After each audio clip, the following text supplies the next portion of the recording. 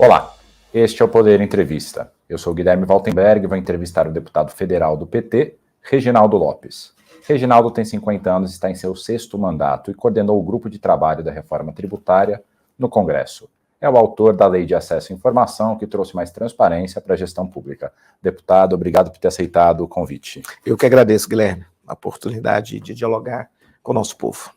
E agradeço também a todos os web espectadores que assistem a esse programa. Essa entrevista é realizada ao vivo no estúdio do Poder 360 em Brasília, em 20 de setembro de 2023. E para ficar sempre bem informado, inscreva-se no canal do Poder 360, ative as notificações e não perca nenhuma informação relevante. E eu começo a entrevista perguntando, deputado, o senhor esteve no primeiro governo Lula, no primeiro governo Dilma e está agora no terceiro governo Lula como deputado federal. Qual que é a diferença da relação do governo nesses governos anteriores e no atual? O que mudou da relação do governo com o Congresso? Olha, nós temos que fazer uma avaliação, de fato, o que significou os últimos 2 governos federais, né?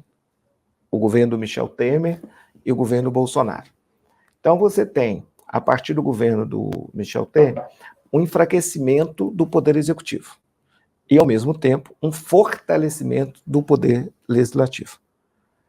E consolida muito esse fortalecimento legislativo também com a terceirização do governo Bolsonaro dos grandes temas para o parlamento brasileiro. Então, de fato, você tem uma nova realidade, né, que é, de fato, um parlamento muito independente, muito fortalecido, e também ele se fortaleceu do âmbito do ponto de vista da comunicação. Hoje, com as redes sociais, né, há uma comunicação direta, né, do parlamentar, do parlamento com a sociedade, como também o cidadão ele toma uma decisão mais autônoma na escolha dos seus representantes, através também das redes sociais. Isso dá ao parlamento mais independência, até do ponto de vista da comunicação, né, das novas mídias, né. Também, na minha opinião, com a criação das emendas impositivas, que são legítimas, também tem um fortalecimento e uma independência maior, né, do parlamento em relação ao Poder Executivo. Então, isso chegou vamos dizer assim, a um grau máximo, né, com a postura do governo anterior do Bolsonaro, que terceirizou praticamente toda a articulação e toda a gestão e todo o orçamento para o próprio parlamento, que é um grande erro. Então, nesse cenário, o parlamento ganhou também muita independência política, através dessa independência orçamentária. Sim. Então, você tem o presidente Lula, que assume o terceiro mandato, ele tem esse desafio evidente de pensar o país como um todo. Porque, por mais legítimo que seja o parlamento, ele é parte, né? É um fragmento do país, que é importante na soma do todo, mas precisa que o governante, o poder executivo, possa pensar o país, ter um projeto de nação, ter um projeto de país. Então, esse é o processo também de reconstrução do diálogo. Então, tem uma nova relação, totalmente diferenciada do primeiro mandato do presidente Lula. E eu compreendo que é positivo, em certo grau de compreensão dos desafios que estão colocados. Eu acho que hoje a casa, o parlamento, é colaborativo, mas precisa que o Poder Executivo e seus ministros estabeleçam também um diálogo permanente com o parlamento via ao Colégio de Líderes. Então, se estabelecer um bom diálogo, estabelecer parâmetros, é possível a gente fazer essa reconstrução do país, essa unificação. O presidente Lula foi vitorioso.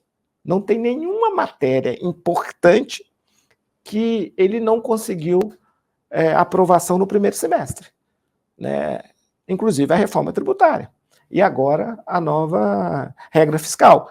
Então, eu acho que essa nova relação, essa compreensão dessa nova realidade, o governo já tem trabalhado sintonizado.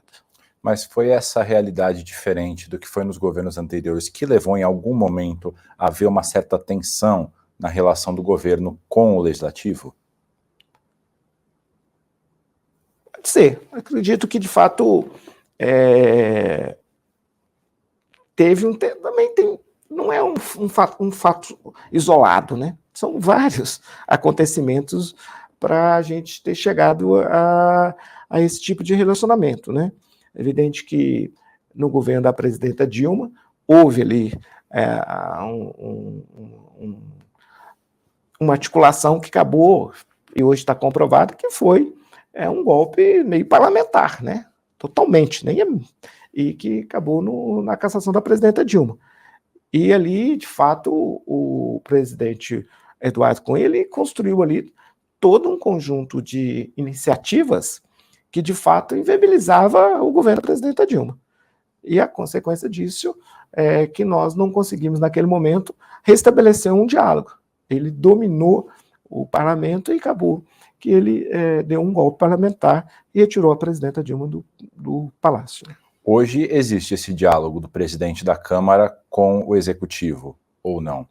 Existe, não. Eu acho que tem um amadurecimento nessa nova relacionamento, né? Eu acho que o parlamento também, independente e sendo colaborativo, é positivo. Uhum. Principalmente porque você tem um presidente da República que tem um projeto de país, um projeto de nação, que é o presidente Lula. Então, eu acho que ele está, de fato, dialogando, e o diálogo é a base da política. Ele precisa sempre estabelecer esse diálogo, né, com todos os poderes, né, essa independência, essa harmonia fundamental, só que tem que ter uma nova relação também. Tem que compreender que, de fato, o parlamento se empoderou muito, né? E hoje, é por essas questões que eu coloquei anteriormente, tanto do ponto de vista do diálogo com a sociedade, um diálogo direto através das redes sociais, e também pelo fortalecimento que as emendas parlamentares deram à atuação parlamentar. Por isso, nós temos que agora, talvez, estabelecer um diálogo com o parlamento através de programas, princípios, né, que possa fazer o Brasil voltar a crescer, a modernizar, a ser mais dinâmico, mais eficiente, e fazer o Brasil ter um projeto bem, claro, bem objetivo de desenvolvimento. O senhor citou no primeiro semestre a aprovação do novo arcabouço fiscal e da reforma tributária como vitórias do governo, e de fato foram projetos abraçados pelo governo, tanto que o senhor foi o coordenador do grupo de trabalho da reforma tributária. Além disso, também teve a aprovação do CARF, da MP do CARF, que mudou as regras do CARF e deve trazer mais receita para o governo. Qual que é a prioridade agora do governo no segundo semestre? Olha, nós precisamos consolidar a reforma tributária, que eu acho que é a maior e a melhor reforma do setor produtivo pós-redemocratização do Brasil. A reforma vai dar eficiência econômica. Ou seja, é impossível, num mundo aberto, num mundo globalizado, um país competir do ponto de vista internacional, em especial com produtos com valor agregado, num sistema que cobra imposto do imposto. O imposto, ele é base de incidência tributária. Então, ele perde qualquer tipo de competitividade. Sim. Mas também perde no mercado interno. Ou seja, os importados ganharam espaço dos produtos nacionais. Então, essa reforma é extremamente importante. Então, nós temos esse desafio de consolidar esta reforma, né? Tudo indica que ela vai ser votada em outubro, novembro, no Senado. Nós temos que referendar essas mudanças na Câmara dos Deputados, temos que fazer a promulgação e temos que também trabalhar os projetos, as leis complementares, para que, de fato, em 2026, iniciarmos aí um novo sistema e uma transição do sistema tributário até 2032. Isso vai ser extremamente importante para, inclusive, outro projeto que o governo aprovou, que é a nova regra fiscal sustentável. A sustentabilidade da nova regra fiscal, ela precisa do novo sistema tributário, que é um novo sistema de base ampla, que não vai buscar mais separar o que é mercadoria e o que é serviço, que isso é impossível no século XXI. Isso cria uma erosão, uma ilusão na base tributária de qualquer país, de qualquer Estado nacional. Então, eu acho que é fundamental. Então, nós temos esse grande desafio. É evidente que nós temos também que entrar no debate da segunda etapa da reforma tributária. Ao contrário da Europa, Guilherme, o Brasil tem espaço para debater a questão da renda e patrimônio. Porque nós estamos tratando, e às vezes as pessoas falam, mas o nosso imposto sobre consumo vai ter uma das maiores alíquotas.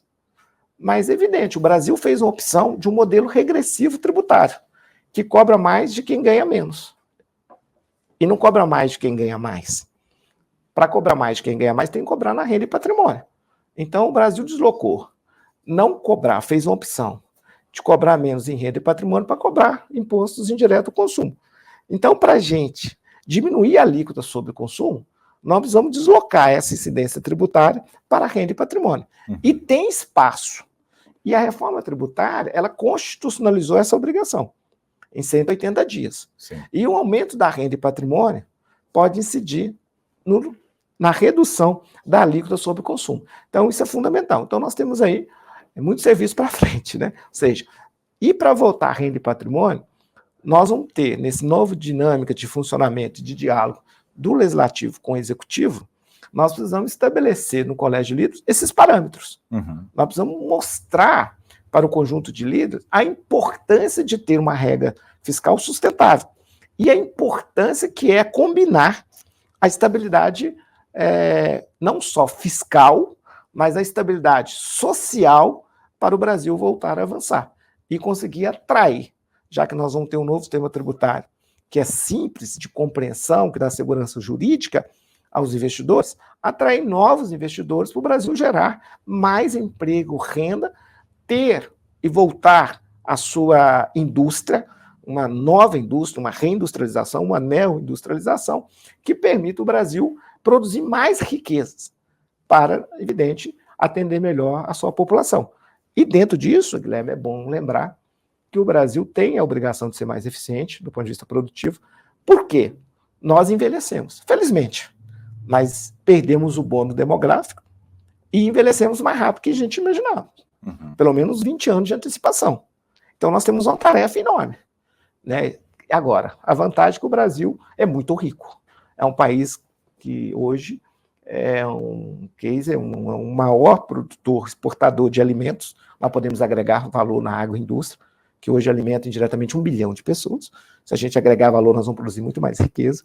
Somos uma experiência de modelo para o mundo, do ponto de vista da matriz energética, dessa transição. Produzimos combustível a 30 centímetros da terra, que é o etanol.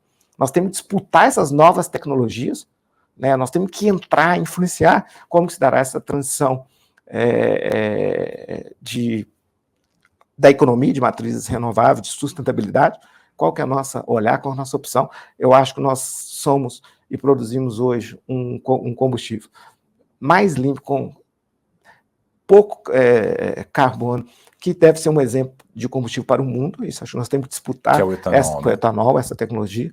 Nesse debate sobre a eletrificação dos automóveis, dos carros, nós temos que ter uma posição sobre isso, mas bem situado, com a diversidade, com as incertezas que o mundo está para conhecer, né? Então, acho que é nessa direção. Então, eu acredito muito que nós temos muitos desafios aí. E é lógico que tem o dia a dia, né? Precisamos aprovar a lei de diretriz orçamentária, precisamos aprovar o orçamento para 2024, precisamos consolidar essa base de sustentabilidade do governo do presidente Lula, que eu acho que está indo muito bem. Eu acho que agora, com a entrada dos republicanos e também do PP, a gente consolida ali um diálogo com parte, né, das bancadas desses partidos. Eu acho que o governo ganha uma estabilidade política. Aquilo que ele está defendendo no seu slogan de governo. Ele tem que fazer a reconstrução a partir desta união. Ele tem que unir o país. E existe espaço político, deputado, para debater internamente na Câmara e no Senado um aumento na tributação das pessoas mais ricas? Porque o discurso que a gente ouve bastante de deputados, não só da oposição, mas também deputados e senadores de centro, é de que não haveria espaço para nenhuma espécie de aumento de tributação para nenhuma categoria, nenhuma classe da população. O senhor acha que existe esse espaço político? Acredito que sim. Tá. Porque nós precisamos, talvez, não aumentar a carga tributária, mas deslocar a incidência da carga tributária, retirar dos mais pobres. É importante colocar os pobres no orçamento, mas é importante retirar os mais pobres do sistema tributário. Uhum. Então, não é justo que um cidadão, uma mãe negra solo, de 3 filhos, recebe uma Bolsa Família de R$1.000 e o sistema tributário tira ali 50% de impostos indiretos. Uhum. Então, é importante a gente deslocar essa incidência tributária, mantendo a responsabilidade fiscal de uma federação de 3 instâncias, município, estado e União. Para isso tem que ter um deslocamento. E é possível. No Brasil tem espaço, porque o Brasil cobra na renda e patrimônio a metade de que cobram os 38 países mais ricos que pertencem ao OCDE. Uhum. Então, tem espaço, é possível. Eu acho que isso é um pacto social, acho que é um pacto ético, porque é imoral, por exemplo, não cobrar imposto dos que recebem lucros e dividendos. Uhum. É lógico que nós temos que rever o percentual de imposto que cobramos sobre as pessoas jurídicas. Você tem que deslocar também. Sim. A opção em 1995 do Fernando Henrique de majorar o imposto sobre pessoa jurídica e não cobrar na pessoa física que recebe lucro e dividendo foi um erro. Eu tive a oportunidade de ver os estudos da OCDE. O Brasil é o país que mais tributa, né, de 0 a 1, está lá colado no 1, que mais tributa sobre pessoa jurídica. Mas quando você vai olhar o poder de arrecadação desse imposto da pessoa jurídica, ele é um dos países que menos arrecada. Uhum. Então, chegou a hora de fazer também ali um deslocamento dessa incidência. Uhum. Né? Ter uma redução na pessoa jurídica e cobrar na pessoa física, quando ela recebe lucros e dividendos. Até porque, quando você tributa muito o imposto, vem a erosão fiscal naquela base tributária. Sim. E também impede que o setor faça reinvestimentos, porque o nosso sistema é cobrar imposto de investimentos. Então tem um erro aí. E também ele vai pagar imposto. Então ele prefere distribuir lucro e dividendo que não é tributado. Sim. Então nós vamos fazer toda uma revisitar esse sistema de renda e patrimônio no Brasil. Então há muito espaço. Né? Os fundos exclusivos, então tem muito espaço. Então acho que é possível sim. E aí, de fato, a nossa reforma tributária de base ampla, de tributação, inclusive atingindo comércios eletrônicos, porque hoje o mundo tem 2,3 bilhões de pessoas comprando nas plataformas. Sim. No mundo, o PIB já é 5 trilhões de dólares, num PIB mundial de 84 trilhões de dólares. Então, na verdade, nós precisamos também, nessa reforma, permite cobrar, né? Porque cobraremos no destino. Uhum. E aí podemos cobrar na primeira fase da monofasia. Então, é possível a gente combater a sonegação, fazer um sistema de base ampla que não vai separar mercadoria e serviço, e, ao mesmo tempo, também fazer um ajuste em renda e patrimônio, e todos esses ganhos é possível reduzir no futuro a alíquota sobre consumo. E essa nova tributação, essa nova divisão da tributação, incluiria também tributar aquelas plataformas de e-commerce que recentemente tiveram compras até $50 abatidas dos impostos? Sim. De fato, agora houve um acordo no CONCEFAZ, né? Uhum. E vão cobrar 17% de ICMS. Mas o governo federal né? é 0. Sim, sim. Na nova reforma, como nós unificamos todos os tributos, o ICMS, o ISS e os 3 impostos federais, eu defendo que tem que pagar a alíquota padrão, que é 25%. Igual para eles, igual para o todos. varejo brasileiro. O relator da reforma tributária no Senado, o senador Eduardo Braga, ele propôs criar um teto constitucional para quanto pode ser cobrado de impostos no Brasil, um limite constitucional. Como é que o senhor vê essa regra? Uma coisa é você ter um percentual limite de carga tributária, talvez global. Uhum. Outra coisa é tentar limitar e colocar uma alíquota máxima no imposto sobre consumo. Uhum. Até porque nós estamos defendendo o princípio da neutralidade. Então, isso é um princípio importante. Tem uma trava, neutralidade. Uhum. E criamos os critérios que vão definir qual que será essa alíquota padrão. O critério é simples. Vai ter uma alíquota teste em 2026, 0,9% do IVA nacional, 0,1% do IVA subnacional. E se fosse hoje, essa alíquota tem que arrecadar aproximadamente 1,5 trilhão, porque é 100 bilhões de ISS, 700 ali, bilhões do ICMS e também dos 3 impostos federais. Então, é o princípio da neutralidade. Então, tem que fazer esse teste para definir essa alíquota. E aí eu acho que o senador Eduardo Braga foi inteligente, fez um movimento, que ele pediu os impactos econômicos do projeto que foi aprovado na Câmara, com aqueles modelos especiais, modelos diferenciados, modelos específicos, né?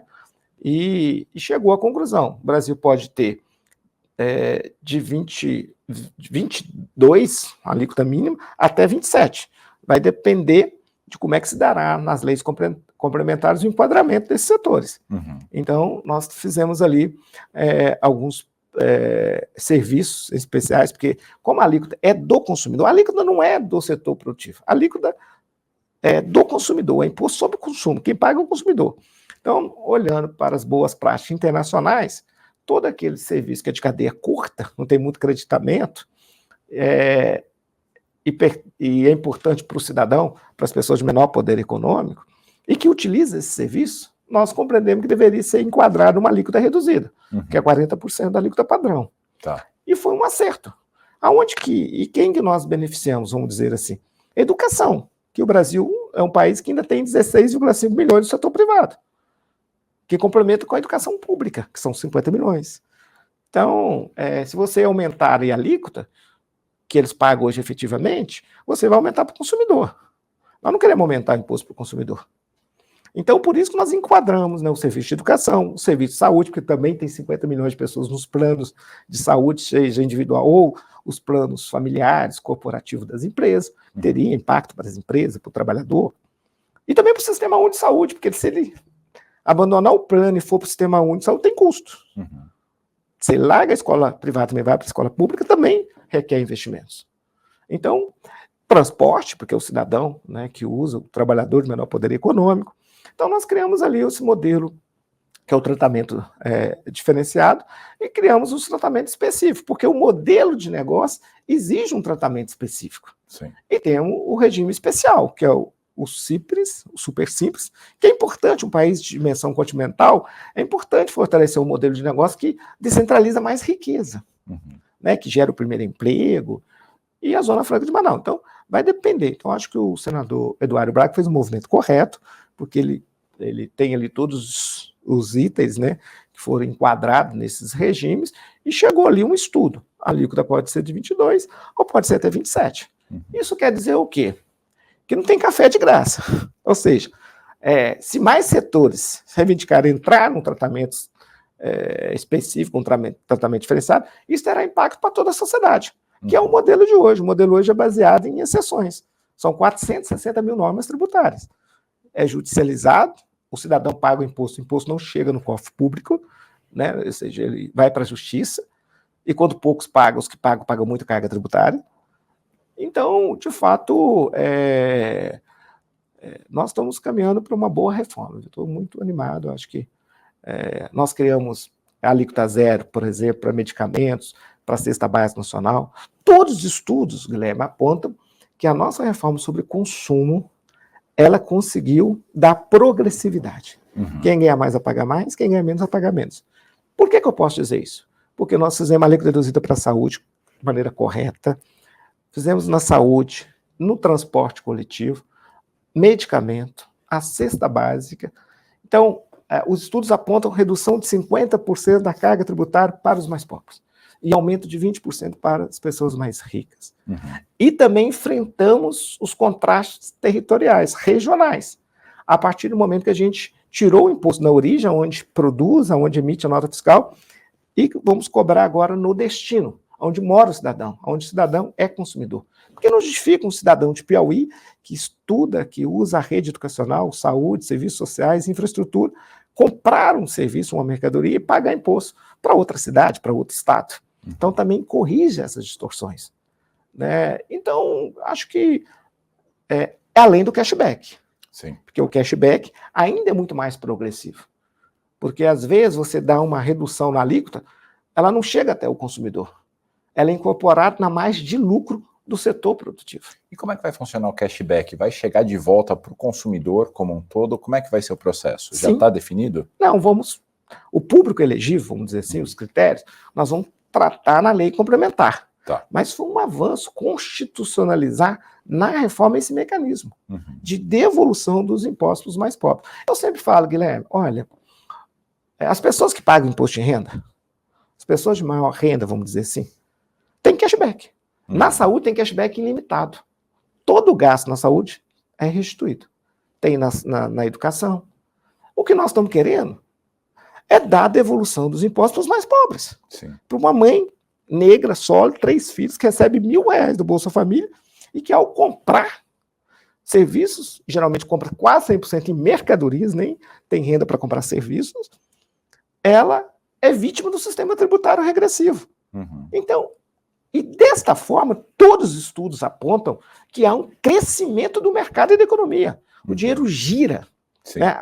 E tem experiência na América Latina, em vários países, né? Equador, Bolívia, Uruguai, Canadá, tem muitas experiências. No Brasil temos Rio Grande do Sul, que é uma experiência, né? Devolve o ICMS, que é uma experiência positiva. Então, eu acredito que é um ganho da sociedade, é um ganho da justiça social, buscar criar um mecanismo de devolução dos impostos para as pessoas mais pobres. Mudando um pouco agora o assunto, mas ainda no mesmo tema da arrecadação, a LDO do ano que vem, a LOA, né, que são as leis orçamentárias que regem o gasto do governo no ano seguinte, vem com uma meta de zerar o déficit já no ano que vem.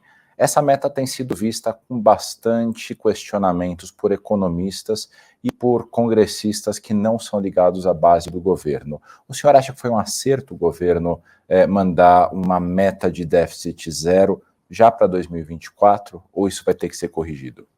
Olha, o governo trabalhou na lógica que é possível fazer ajustes, tanto do lado das despesas, dos gastos, como também do lado das receitas.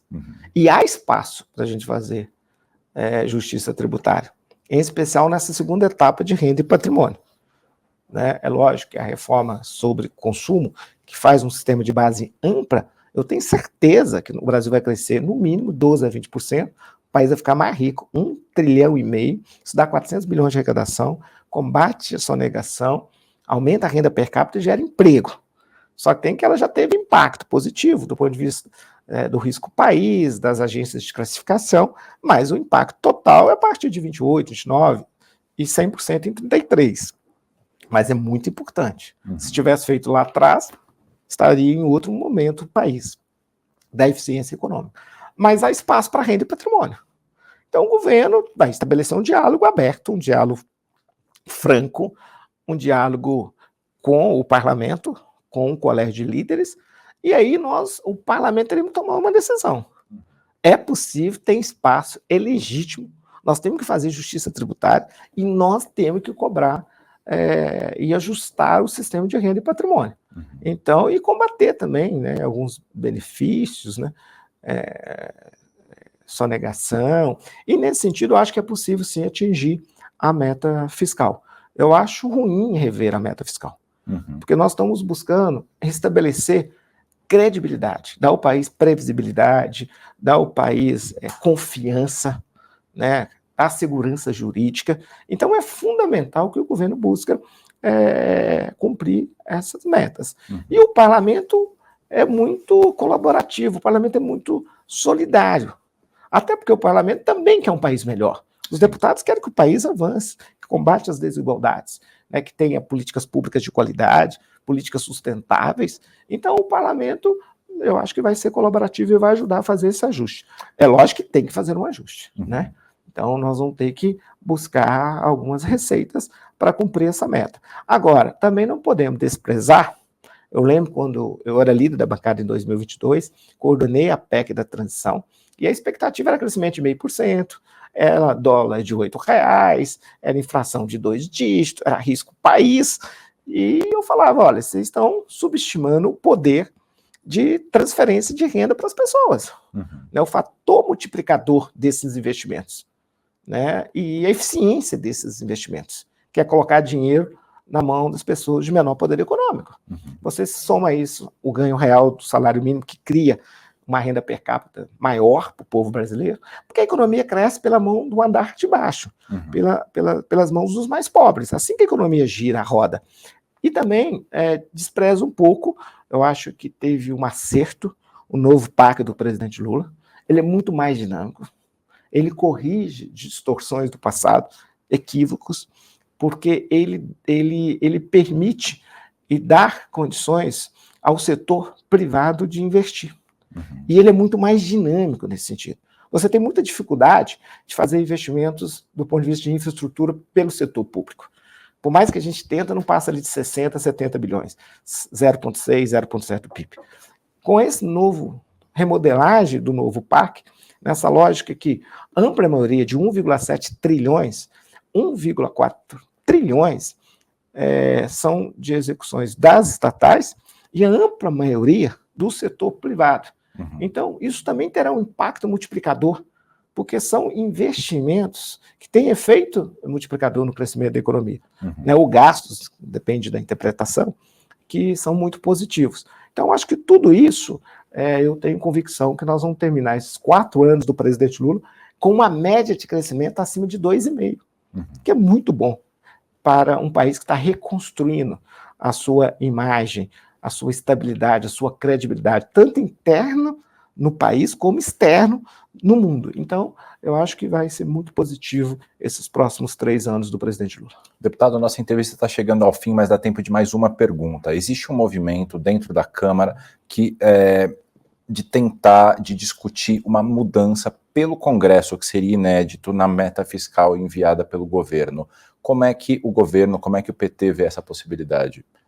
Olha, primeiro nós deveríamos fazer o dever de casa.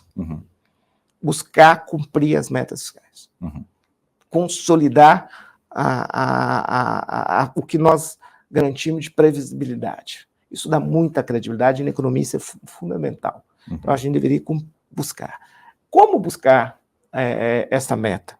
Fazendo os ajustes, seja do ponto de vista das despesas, mas em especial, nesse momento de travessia, também o ajuste do ponto de vista do sistema tributário da segunda fase, renda e patrimônio. É possível. Então, se a gente combinar essas duas ações, revisitar o nosso sistema tributário de renda e patrimônio, sistema direto de tributação, e também as despesas, às vezes tem muitas sobreposições, nós vamos cumprir a meta. Isso também vai atrair muito investimentos. Eu lembro que em 2022, o Brasil não conseguiu nem investir, tirar as emendas parlamentares, a União não investiu nem 23 bilhões de infraestrutura. O setor privado investiu 2 trilhões. Então é importante combinar. Você não pode colocar em risco a atração de investimentos privados em buscar ampliar os investimentos públicos. É lógico que, para chegar a investimentos privados, é fundamental investimentos públicos. Em muitos setores, o investimento público chega primeiro que o investimento privado. Mas tem que saber ter esse equilíbrio. Sim. O mais importante é você não tirar jamais recursos de transferências direto para o povo. Então, você garantir o Bolsa Família cada vez mais forte, mais sólido, com piso de R$600, garantir uma política de aumento da renda per capita do seu povo. No primeiro momento, via o aumento com ganho real do salário mínimo acima da inflação. E buscar gerar mais empregos. Esse é o caminho para um desenvolvimento sustentável do país, que vai gerar mais oportunidade para o povo brasileiro. Mas até o momento o governo só enviou medidas que buscam aumentar a arrecadação, ainda não começou a enviar medidas de revisão de gastos. O governo já tem uma previsão, uma projeção de quando deve começar a enviar essas matérias para o Legislativo? Nós temos uma comissão, um grupo de trabalho no Parlamento, que eu gosto muito, que eu sou membro. E eu tenho conversado muito com o governo, e o governo também concorda. Nós vamos fazer um governo mais eficiente. E o governo mais eficiente tem que ser menos burocrático. Então, a desburocratização talvez seja um caminho para a gente buscar essa eficiência. Uma revisão federativa, para não ter superposições das ações, das políticas públicas. E, ao mesmo tempo, a digitalização. Nós estamos num governo, no século XXI, nós podemos fazer um governo muito mais digital. Então, acho que esse é um caminho aí para a gente fazer essa revisão do ponto de vista dos gastos públicos. e, ao mesmo tempo, evidente, buscar fazer justiça tributária, fazer os ajustes em renda e patrimônio. Chega ao final essa edição do Poder Entrevista. Em nome do jornal digital Poder 360, eu agradeço ao deputado Reginaldo Lopes. Eu que agradeço o convite, Guilherme. Obrigado. E agradeço também a todos os web espectadores, que assistiram a este programa. Essa entrevista foi realizada ao vivo no estúdio do Poder 360 em Brasília, em 20 de setembro de 2023. E para ficar sempre bem informado, inscreva-se no canal do Poder 360, ative as notificações e não perca nenhuma informação relevante. Muito obrigado e até a próxima.